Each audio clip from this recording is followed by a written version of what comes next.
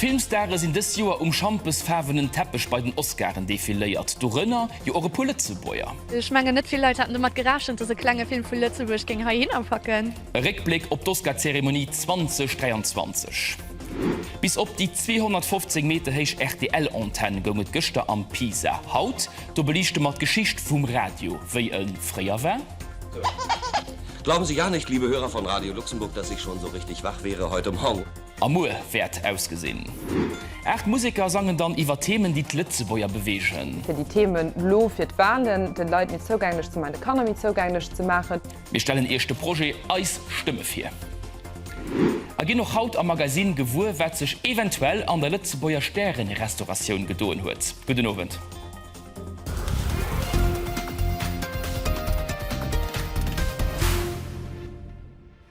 Zu LA gouf an der Lächte nucht méi wie enkeier de Satz gesot en die Oscar goes to. No 2014 wie de Monsieur Hublot den Oscar gewonnen huet, konnte man auch bis Joannos Hoffnung machen. Fir eben en, de Lützebäuer Realisateur Cyrus Nashwert sollte net durchgoen, dem am Kurzfilm The Red Suitcase nominiert war an den Erdrückung vun de Frauen am Iran thematisiert. Wie groß as d'Enttäuschung aéi as den Nowen zu LA verlaf. Lisa Jentsch war de pur Andrik vun den Academy Awards.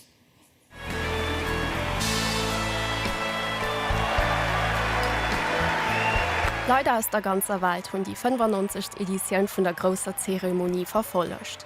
Am matten dran huet sech Lützebäuer Regisseur verstoppt. Nominéiert an der Kategorie Beste Kurzfilm war de Cyrus Nashwalzing Produktion The Red Suitcase. Vous cherchez quelqu'un? Vous avez quelque chose à déclarer peut-être? De Film fang du mat engem 16 Joer junge Mädchen Flughafen. Et ass d'Geschicht vun enger Iranerin, die op Lützeburg exiléiert mat just enger oder Wallis. Am Vierfalt vun der grosser Zeremonie hun mir en Deel vun der Equipe zu Los Angeles getroffen, an de Bolz gefielt. C'est un big deal. Non mais c'est les premiers, on sait pas quand est-ce que seront les prochains. C'est ça surtout, c'est pour ça que c'est un peu unique. Dat die feierte Keier dat Schesinn an dat beweist wie aktiv als Sektor ass. Ech giwe am leessen all Joer kënne kommen, wat et so wär, dats ma gifen déi Unerkennung international kreien, die als Sektor verdenkt. Opgerecht, lo noch méi wo Schesinn. Das ist immens cool, weil ich meine, nicht viele Leute hatten immer geraschen, dass kleine Film von Lützeburg ging hinpacken. Und lo, ja, mega spannend. Et war ein Abend voller Emotionen, witzige Momente, Tränen und Glücksgefühle. Mom, I just want an Oscar! Die Großstars von Hollywood hatten sich am Dolby Theater nächstes Rendezvous gehen. Und du kam der Moment, ob der Lützeburg gewacht wird. And the Oscar goes to An Irish Goodbye. Tom Berkeley and Ross White. Für The Red Suitcase also das Jahr nicht durchgegangen. Aber der goldene Manche war für den Cyrus gar nicht das Wichtigste, weil hier als nur der Zeremonie verrät. Der gebürtigen Iraner wollte Gelegenheit von der Bühne nutzen, für auf persönliche Urlaubs aufmerksam zu machen. Heutzutage am Iran sind am Gange Leute zu sterben. Und der Fett, dass du davon könnt schwätzen und dass das dann mehr Visibilität kriegt, dass die Leute mich freuen, was da drinnen lebt.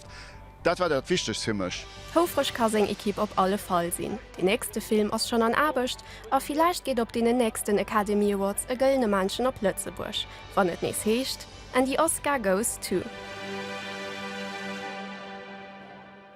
Net nëmmen d'Oscaren goufen iwwerrecht mir an der Mittagsstunde konnte noch gewur gin, wéi eng Restaurant hai am Land eventuell e Michelinstern beikruten oder verlor hunn. D'Sterre-Restaurant hai am Land ginn traditionell mat denen aus der Belsch präsentiert. Dei gut Novel lommel fir op fir d'Restaurateuren bei Eis et huet kee vun hinnen e Ster verlor. Per Konter ass en neien dabeikom den Eden Ros zu Kehl vum Valerian Prade an dem Caroline Esch.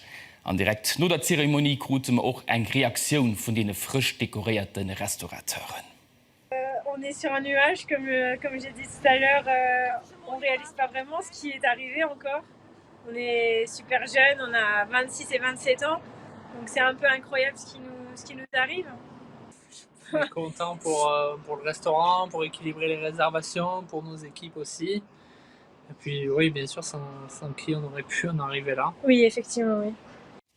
Felicitationun, do mat ginne bei Eis am Landelo 8 Restaurant mat engem Steer an een mat 2 Michelin-Sternen, die ganz lücht, die fand er op rtl.lu. Do het ech mech niemals Europa getraut.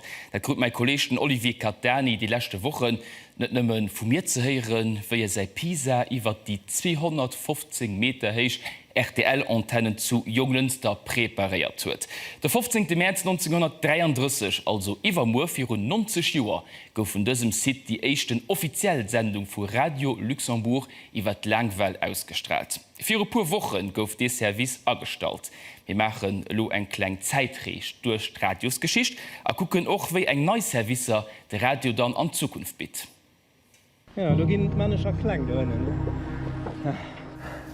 Echt Plattform. Sicheren. Vun Hajowen huet schon e schöne Blick op dat alt Gebäi. Do waren dran, den echte Sender vun Radio Luxembourg. Voici nos dernières informations mondiales et la revue de la presse internationale. Good morning everybody. Radio Luxembourg back with you again. Den Eugen Müller huet 35 Joer beim Sender geschafft. Weh durch dat alt Gebäi, weil hier als Senderöhre weisen. Dommert gouf freiiert Leistung vum Sender verstärkt.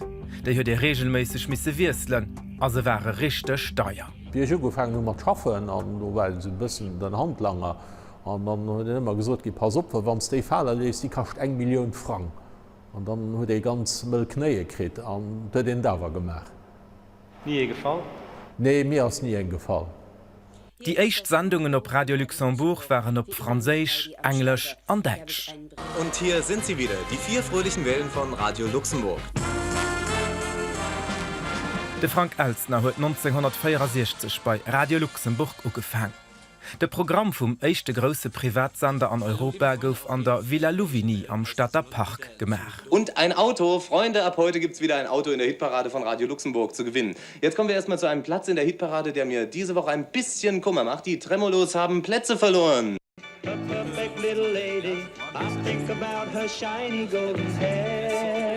Die echt Emissionen op Lëtzebäech goufe de Recht vun 1950 un. Voilà, der Start mat Sondestuell haut Sonden froh, dats mat dabei sieht, wie immer bis 11 Hitz awer nach bisse méi aus allen Bereichen. De Gibes Bertolo huet an der Villa ugefang. An ënnert sech nach gut und de weite Wee an de Studio. Wanns die Mission aus 5 pass 20 bis 5 Flas getrippel, well du es mussssen entweder de Keller holen an dann mam Lift, den mich gangen ass du fürs Trappegeholl op an de Studio fir die Mission oder du eng Ofkitzen geholt, du deläit pu Sekunden dann gewonnen, da bas du durch de Saal vum Demos nach RTL-Orchester gegen. Wann net grad Prof oder Konserver. Wenn du se bis gebraucht an von allem net läfen, dat war die gelle Regel haut noch immer nie läfen, wanns dann die Mission noch ergis. Das net gut. An du sind der normal den deitschen oder englische Kollegen iwwer de Wege läf. Aber Sonnestei vu Radio Luxemburg wäre bekannt fir hier verrückte Speaker. My name's Noel Evans. I'm the new guy here on Radio Luxembourg. It's first time actually on the air. And weil bei Radio Luxemburg für allem Musik fichtech war, huet den Blieder mat den Newstrop net so echt geholl. Mr. Harold Wilson, who was presiding over the conference, was informed about the call. Musikfreier kom nach vu Placken. An dats och fir kom, dats de Speaker Pip huet missen selver lesen, live fir Journal. Mit an Intro gelewers dësfoch oder haut oder Mu an der Offer an dann kom de Speaker und der Speakerin mam Text die fertigch war Schwingskoteletten fir 350 Frank den Kilo dann nach zu Mätforchten an so weiter an so fort. wat dann penibel war, dat das méchens am Journal huet dat muss gelees ginn, da war den Studio voller Leiit Schmacht werden nieft mat zum Beispiel den Pilofon sitzen dann do am da geguckt an dann dann Schwingskotelette fir gedroen an am Kaskus awer heieren. Und dann net einfach fir dat ganz zu bringen. Die Gros Antenziung Lënster huet de franzésche Radiosprogramm vun RTL iwwer Langwell ausgestrahlt. 1972 huet dann lach zu Beidler dat iwwerholl. Für op puer Woche gouf se wind dem héige Stromverbrauch ausgeschalt. Zukunft vum Radio ass digital. Wir kennen sie alle gut, wir fanden sie alle gut live, auch was sie pickig sind. Die Leiftiere von der Gattung Erinaceus europaeus. Ja, oder Lützeburgisch, der Käsiger, der Nigel. Von der kurzem können die Großradio von Lützeburg über Radio-Player ablauschen. Also überall do, wo ein Internet hört. Das Live-Programm, gerade wie Podcasten. Das ist 3 Uhr. Dat digital mcht och méiglech, dats den Nolauusstrer sech an Zukunft kann heraussichen, wéi eng Musik der Radio am Spille soll. Do ginne dem Lovéer, dat se zwar als Radio- und Musiksprogramm ubit, méi als Nolauusstrer will den ech hat lo gerne Programm, op dem ich awer méi zum Beispiel Audien heieren, an dann her de Wut, Reportagen, Norrichten an alles dat aus dem normale Programm, awer d Musik ass dann mat méi Audien ënnerlecht, so dats ihn dann an dem Wee sich besser zurechtfind als Nolauusstrer noch echt rëmpfen, er seht, dat du gefällt mir an Platz. De moderne jeje, dat das net minges. Nach as du an der Tastfas. Geschwur komme soll auch der Radio iwwer DAB+, du hast de Klang besser. An trotzdem kennt dat just eng Zeit iwwerbricken, bis den Internetradio alles dominiert. Wann in allgemeng Entwicklung guckt vun allem an diesem Alldach, sind ich ziemlich davon überzeugt, dass alles irgendwann über den Internet wird gehen. Die Auto werden alle connectiert sind. Du heben Tellien sind sowieso schon, wenn die neuer holt, so lang wie das nicht das braucht man so brichten Technologien. Wenn der aber bis sagt ist, so gut Frigo du heben, kann dann ein Radio mal da gebaut tun, den eben über Internet geht zum Beispiel. Für den Eugen Müller bleiben Erinnerungen aus eng 35 Jahren beim Sender zu Junglünster. Anzeit wie sein Pap schon he geschafft hat. Als Beruf da ich mal halt so sonndes Mëttes, da war ke vun de Chefen hei, war wisst Leiit vun der Schicht, da kon den an hinkommen. Ja dann ass dein Kohle ginn er seg großen amerikanische Frigo, dat war der wirklich etwas Extraordinäres. Zukunft vun de Masten ass noch net geklärt. Nach erinnere sie run Datei 94 Jahre Geschicht vum eischchte grosse Privatradio an Europa ugefangen huet. Das heich, hein? Nee, ich gucke nicht drauf. Wie wat dat grad heute zu Lützeburg geschieht ass an die ganz Geschicht, ma doch all de Bilder wie den Olivier an de Joseph ganz couragiert Rockbekomme sinn, dat kann in am Pisa gucken online op rtlplay.lu. Wir machen lo en klein Paus an Döno ausstimmen.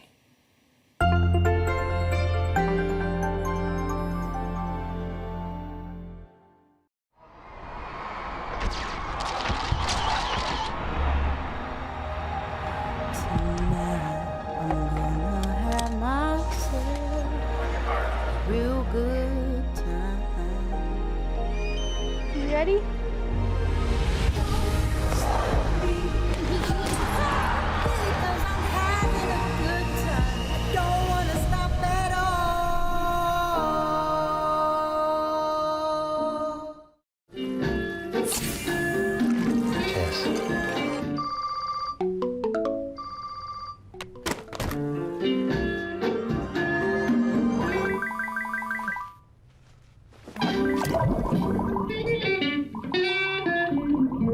Royal bliss. You owe it to yourself.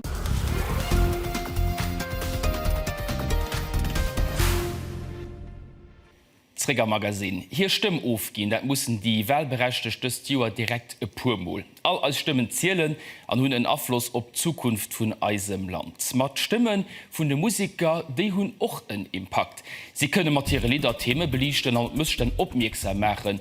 An de nächste Wochen kommen 8 Lieder heraus, die Künstler auf Nofruf von RTL geschrieben hun.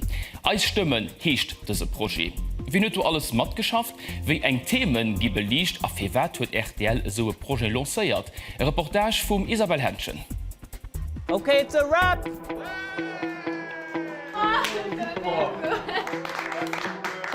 Acht neue Lützbäuerisch Lieder am Musikclips sind an der Köcht. Männer Mol vu 4. Let's go!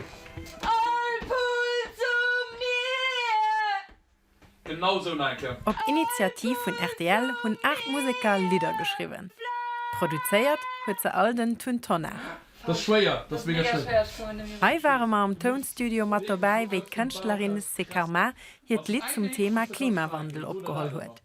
Themen drehen sich alle rundem Sujeten, die während dem Supervaluer werden diskutiert gehen. Die waren alle gut. Gleichberechtigung an Inklusion. Soul. Klimawandel. Monarchie. Diskrimination. Aktivismus. Menschenrechte an Demokratie. Logement. An de Unison Studios zu Daverding sind zu all Lied Musikvideo gedreht und auch Interviews gemacht gehen. So, le bit lass. Tun kriegst du mal dein Mikro. Voilà. Kann man spannend. Interviewen mat de Künstler spielen eng gros Rolle bei diesem Projekt.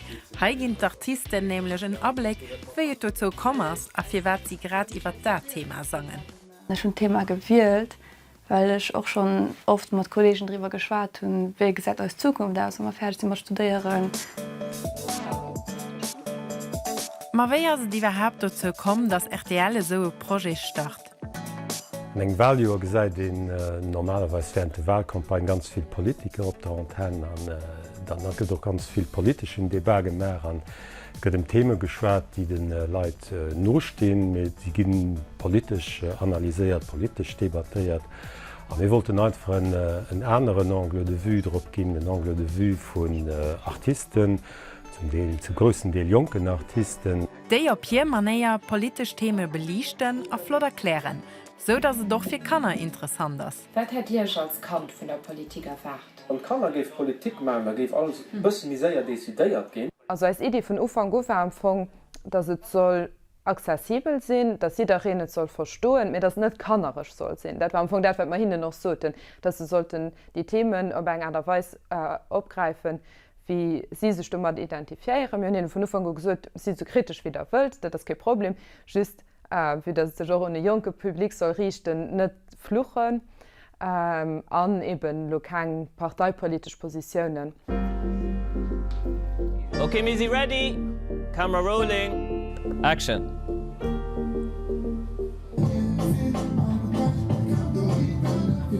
Neben der Herausforderung, ein Lied für ein spezifisches Thema zu schreiben, hat sich für verschiedene Musiker auch den Challenge von der Sprache gestaltet.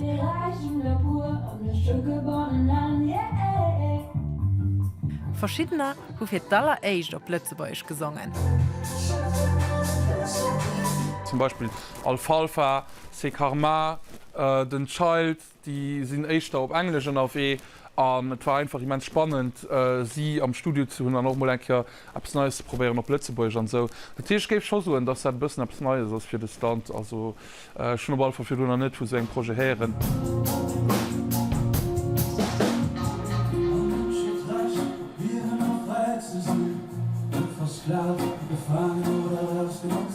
Lützeburger Lieder mit ganz vielen verschiedenen Stilen sind dabei herausgekommen. Die Stilmusik, den Alfalfa mischt oder den Karma mischt, das geht sicher noch nicht auf Lützeburg für drin. Und voilà, du sind immens froh, einfach ein Teil davon zu sein. Teil vom Projekt ist auch der Musiker David Galassi von The Lab. Hier singt zwar nicht mit, aber war darunter beteiligt, Artisten zusammen zu trommeln. Was bringt das der Musikszene? Ich meine, ja, als Künstler nicht immer gerade die Attention, die sie verdienen, obwohl wir so viel Talent tun. Und gerade der Fakt, dass den so Thematiken mit der Musik vermischt, ja, das kann einfach einen coolen Effekt geben. Und die Message, die da rauskommen, fand ich auch einfach flott und enorm. Und dafür, ich meine, den Edukativen wollen auch, dass den das mit der Musik so unterstützen, fand ich auch mega cool. Über die nächsten 8 Wochen kommt also eine neue Lieder raus. Die lauscht mein Lied, was wir sehen. Und die lauscht mein Lied Blum zu Stöps. Die lauscht das Lied Tell Me Why. Die lauscht mein Lied Nachschritt. Und das ist das Lied Angst. Die hört das Lied Monarchie. Und die lauscht mein Lied Aus dem Haus. Die lauscht Dream Too Much. Lieder, die aus das ganz Superwahljahr werden begleiten.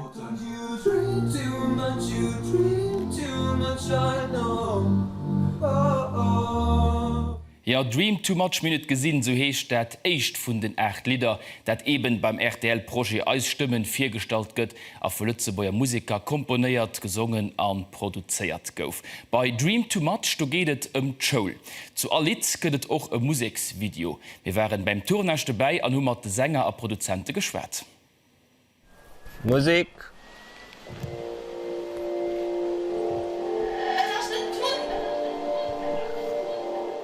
Hey, das ist ein Child. An den Turn-Up-Tun, an die Lautstadt Dream Too Much. Und es geht Soul. Schulzeit, wie sie sie an Erinnerung haben. Sitzen aneinander, Gläser gucken aus auf Fenster raus. Schokiplan, was ihr verspott mit, das egal, ich will. Ein paar Jahre also schon hier Center, dass sie die Schulbank gedrückt haben. Und aber gucken sie gern zurück. Was haben wir damals gemacht, was war cool, und was für ein Gefühl empfanden wir an retrospektiv dazu. Es war für mich schon mal so schwer, für all die Ideen an den Lied zu packen, weil ich hatte so viele Ideen. Ich hatte nach 3 Stunden weiter über Schul sagen. Normalerweise sangen sie nicht zusammen, aber für dieses Projekt haben sie 2 Lieder als Duo abgeholt. Dream zu viel, du dreamst zu viel, ich weiß. Oh, oh, oh. Alle beide leben sie hier in Traum. Machen so viel es geht Musik. Ich lebe von der Musik an, ich lebe für die Musik. Ich lebe für die Musik und ich werde von der Musik leben. An engem Jahr. War eine gute Antwort. Hausaufgabe können warten und dabei so viel zu machen. Kann noch nicht alles gut laufen. Wir verlieren niemals das Lachen. Den Tun Tonner ist seit 2 Jahren selbstständiger Musikproduzent. Er pendelt zwischen Berlin und Lützeburg hin und her. Ich gebe mir einfach so suchen, als Songwriter oder als Produzent, also mehr einfach davon zu leben wie als Artist. Ganz einfach, weil als Artist, du hast just dich selber, den Egen, dein Talent, du musst also auf eine Karte setzen, aber wenn das nicht klappt, dann klappt das nicht. Ne? Mir ich als Produzent, ich kann auf dem Charles in Karte setzen, ich kann auf dem Karma in Karte setzen, mit all den Artisten, mit denen ich arbeite, du kriegst du dann auch ein bisschen etwas, und du willst du viel mehr einfach davon zu leben, weil es einfach, wo viel mehr Songs bedeutet bist.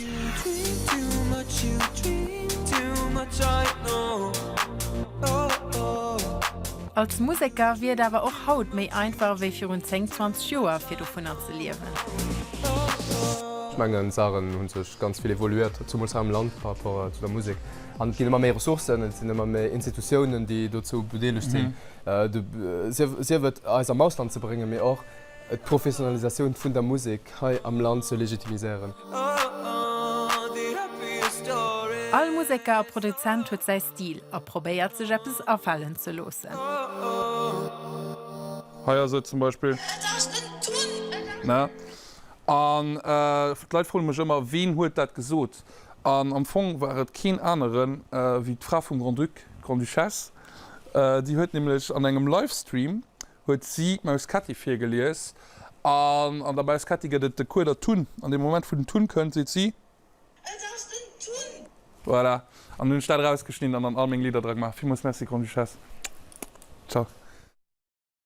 An den Turn up Tun as Nowen do ein Wit Radio an der Emission am Takt. Beim Bob Konsbrück, de Podcast, die können der vun Erd awer un op RTL Play lauschteren. Dat war de Magasin vun Haut, wo de gehtt bis an Rumänien bei Eis. Mi hunn 2 Lützebauer Deereschutzorganisationen begleet, die sich fir hën a Rumänien ersetzen. Mi gi wo wéi de erbecht ausgesäit, a wat e motiviiert, sich so weit fort ze engagieren. Maria Zenners lo Hallewer mam Journal an bis in der Monesto, Schein Nowen, a bis dann.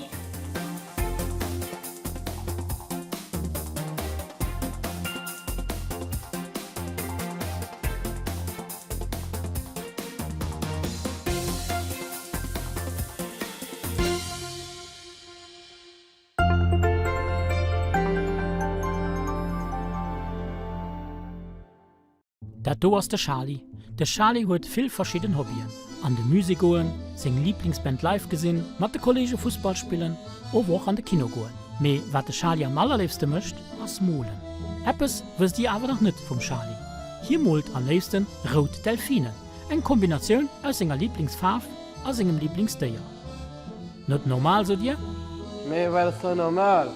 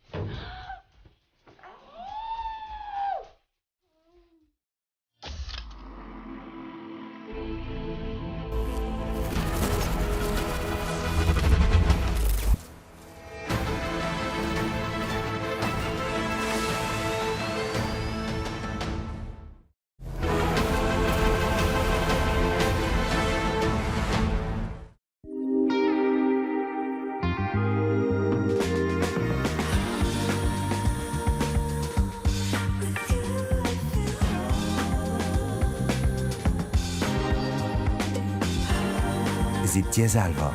Wir machen Mode. Entdeckt die neue Freierskollektion. C&A. RTL Sport Live Arena, das nationale Sport pur. Als Saison méi wie 1000 Matscher live vun den höchsten Divisionen. Iwer droe mat iwwer 70 Kameran op den Terran an de Sportzahlen.